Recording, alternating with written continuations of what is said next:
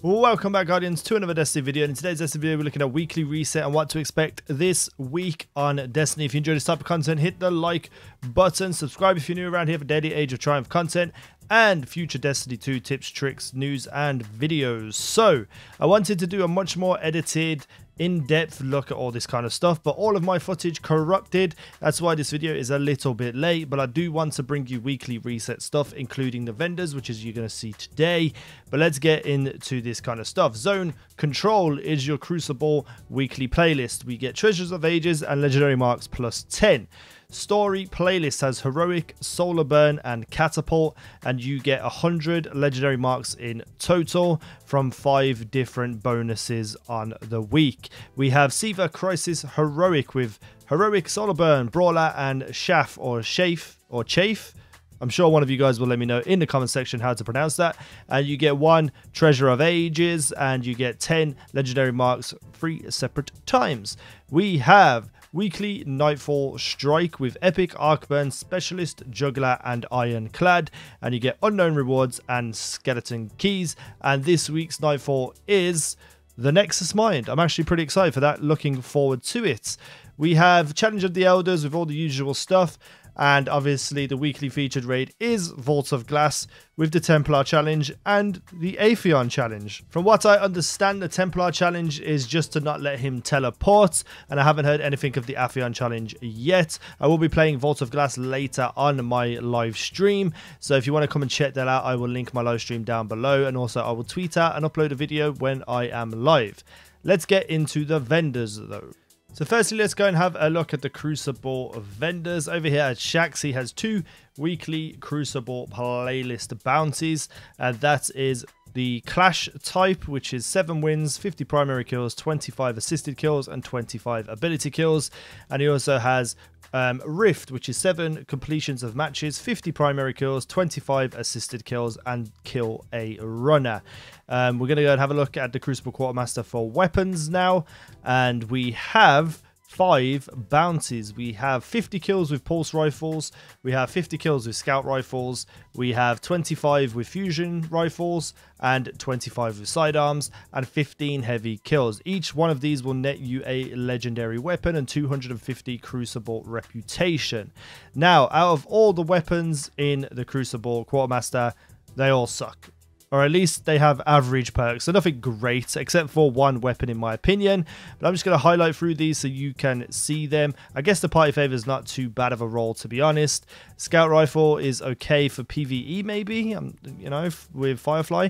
We have the palindrome, which was a shocking roll. We have each new day fusion rifle. I've never even seen this fusion rifle before. I didn't even know there was one called that.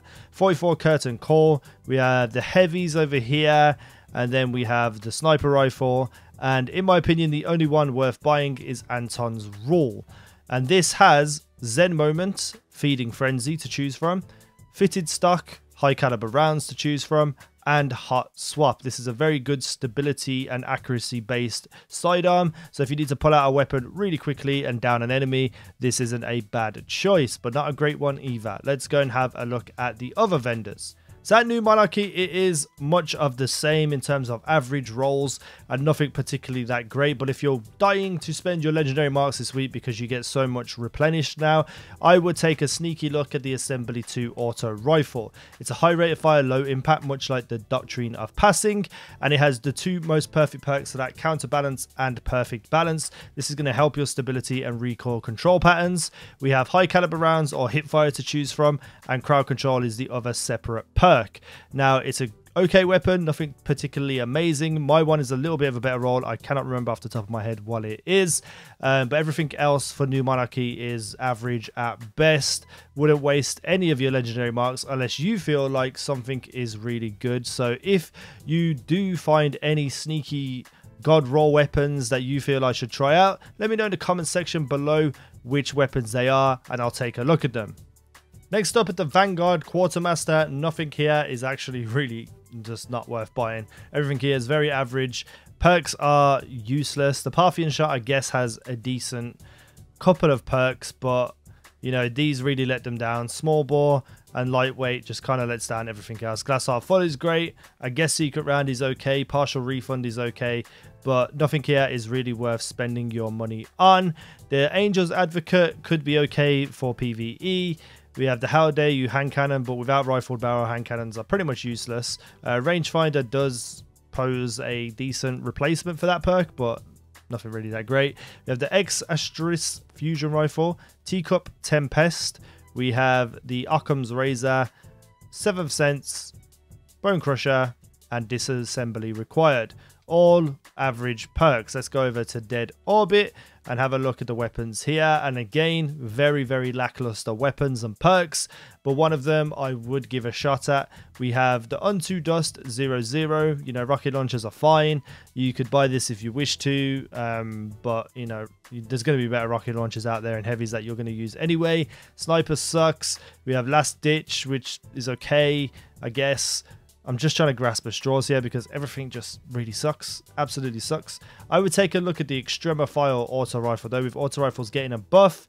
This has okay perks. You've got armor piercing rounds and snapshot to aim down sight fast. Perfect balance, which always helps auto rifles. Rodeo and rangefinder.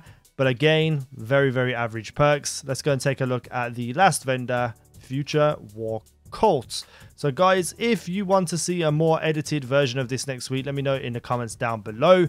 I did have a lot of stuff recorded, but all my footage corrupted and I lost everything. That's why you're seeing just a live version of it instead. We have the Whale hand cannon over here, the Waltz pulse rifle, fusion rifle, the waiting. We have the wounded, and last but not least, the Warpath. And the only weapon I would buy this week, if you wanted to buy something, is the Wormwood. Again, Wormwood seems to always have some kind of okay rolls. We have high caliber rounds, we have snapshot, we have hand loaded, we have Zen moments, and we have rangefinder. So, not many very good weapons. I'm a little bit disappointed in that. Let me know what you think down below. If I've missed a couple of weapons, hit me up and let me know in the comments. Hit the like button if you wish to. It helps me out immensely, and I continue your thanks of your support. What?